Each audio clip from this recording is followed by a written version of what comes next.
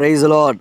எனக்கு அன்பான தேவஜனமே, தேவ பிள்ளைகளே, கர்த்தருடைய வார்த்தைகளை கேட்க ஆயத்தமாக இருக்கிறவங்களோடு கூட கர்த்தர் பேசுவாராக. ஏசாயா எழுதின தீர்க்க தரிசனத்தின் புஸ்தகத்தில் 54 அதிகாரம் 13வது வசனத்தில் வாசிக்கிறோம். உன் பிள்ளைகள் எல்லாரும் கர்த்தரால் போதிக்கப்பட்டிருப்பார்கள், உன் பிள்ளைகளுடைய சமாதானம் பெரிதாக இருக்கும். உன் பிள்ளைகளுடைய சமாதானம் பெரிதாக இருக்கும். இன்றைக்கு உங்களுடைய உள்ளத்திற்குள்ளே உங்களுடைய பிள்ளைகளை குறித்த பாரம், பிள்ளைகளை குறித்த கவலைகள், எதிர்காலங்கள் எப்படி இருக்குமோ, பிள்ளைகள் நன்றாக இருப்பார்களோ இல்லையோ என்கிறதான பலவிதமான கேள்விகளோடு கூட, கலக்கத்தோடு கூட உங்களுடைய இருதயம் காணப்படுகிறது.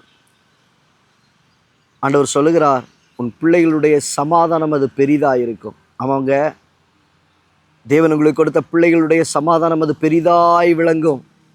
வேலையின் காரியத்தில் கர்த்தர் ஸ்திரப்படுத்துவார். திருமண பந்தத்தை சீக்கிரத்தில் கர்த்தர் ஏற்படுத்தி தருவார். அவனுடைய பின்மாற்றத்திலிருந்து, ரட்சிக்கப்படாத தன்மையிலிருந்து கர்த்தர் அந்த ரட்சிப்பின் அனுபவத்துக்குள்ளே கர்த்தர் கொண்டு வருவார். சமாதானம் பெரிதாக இருக்கும். ஆண்டவர் கைவிட மாட்டாருங்க.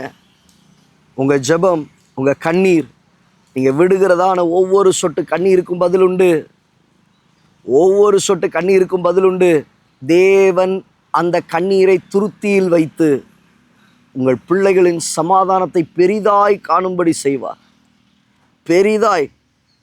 இல்லை பாஸ்டர், அவன் இப்படிப்பட்ட காரியத்தில் போய் அகப்பட்டு கொண்டார்கள், இப்படிப்பட்ட காரியத்தில் சிக்கி கொண்டார்கள். தேவ பிள்ளையே, அவன் எதில் சிக்கினாலும் சரி, அவன் எதில் சிக்கினாலும் சரி, கர்த்தர் அவருடைய சரியான பாதையில் கொண்டு வந்து நிறுத்தி சமாதானத்தை பெரிதாய் காணும்படி செய்வார். அதுக்கு முன்பாக கர்த்தர் சொல்லுகிறார், உன் பிள்ளைகள் கர்த்தரால் போதிக்கப்படுவார்கள். அவங்க உங்கள் பிள்ளைகள் கர்த்தரால் போதிக்கப்பட்டு இருப்பார்கள். இன்றைக்கி கர்த்தரால் போதிக்கப்படுகிறதுக்கு உங்கள் பிள்ளைகளுக்கு நீங்கள் இடம் கொடுங்க. ஐயோ, என் பிள்ளை இப்படி தான் இருக்கும், இப்படி தான் செய்யும். இல்லை, வசனம் சொல்லுகிறபடி, ஊழியர் சொல்லுகிறபடி, சபையின் வார்த்தைகளின்படி நீங்கள் உங்கள் பிள்ளைகளை விட்டு கொடுங்க. ஏதோ தப்பை பண்ணணும், ஏதோ காக்கணுன்றதுக்காக நீங்கள் காத்துக்கிட்டு இருக்காதீங்க. விட்டுருங்க ஆண்டவருடைய கரத்தில். அது அடிபடும்போது அடிபடட்டும். அது எங்கேயா போய் முட்டி மோதட்டும். நம்ம கீழே கூட விட மாட்டோம். கர்த்தரால் போதிக்கப்படணும், வசனத்தினால் போதிக்கப்படணும், ஊழியக்காரனால் போதிக்கப்படணும், சபையினால் போதிக்கப்படணும். அந்த அனுபவத்துக்குள்ளே வந்தாதான் பிள்ளையினுடைய சமாதானம் பெரிதாக இருக்கும். சமாதானம் பெரிதாக இருக்கும். நிறைய பெற்றோர்கள் செய்கிற தவறு, பிள்ளைகளை அப்படியே தற்காத்துக்கிட்டே இருப்பாங்க. ஏதோ இவங்க தான் அந்த பிள்ளைக்கு ஃபுல்லாக நாளடைவில் அந்த பிள்ளை என்ன தெரியுமா சொல்லும், உனக்கு வேறு வேலை இல்லையா, நீ முட்டாள் மாதிரி இருக்கிற, பழைய ஆள் மாதிரியே நீ பேசிக்கிட்டு இருக்கிற. அப்போது நம்ம மனம் கலங்கிட்டு இருக்கக்கூடாது. ஐயோ பாஸ்டர், என் பிள்ளை இப்படியெல்லாம் சொல்கிறான், இப்படியெல்லாம் செய்கிறான். காரணம் யார் தெரியுமா? நீங்கள் தான். நீங்கள் பிடிக்க வேண்டிய நேரத்தில் பிடிக்கலை, போதிக்கிற வேண்டிய வசனத்தை கொடுக்க வேண்டிய நேரத்தில் போதிக்கிற வசனத்தை கொடுக்கலை.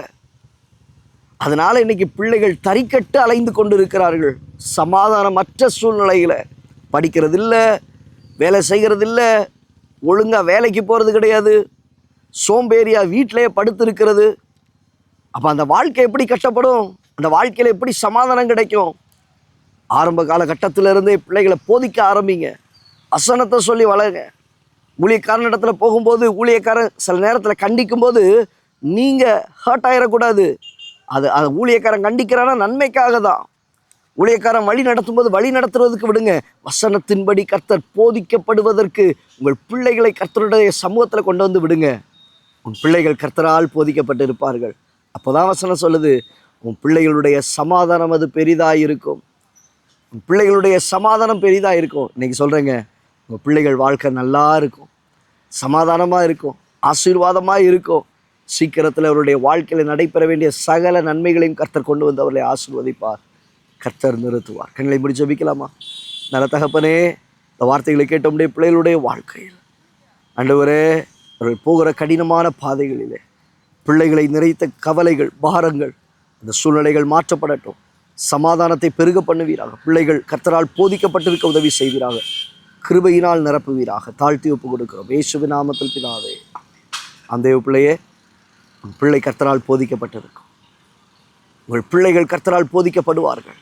அவருடைய சமாதானம் பெரிதாய் காணும்படி, மகிமையாய் விளங்கும்படி கர்த்தர் செய்வார்.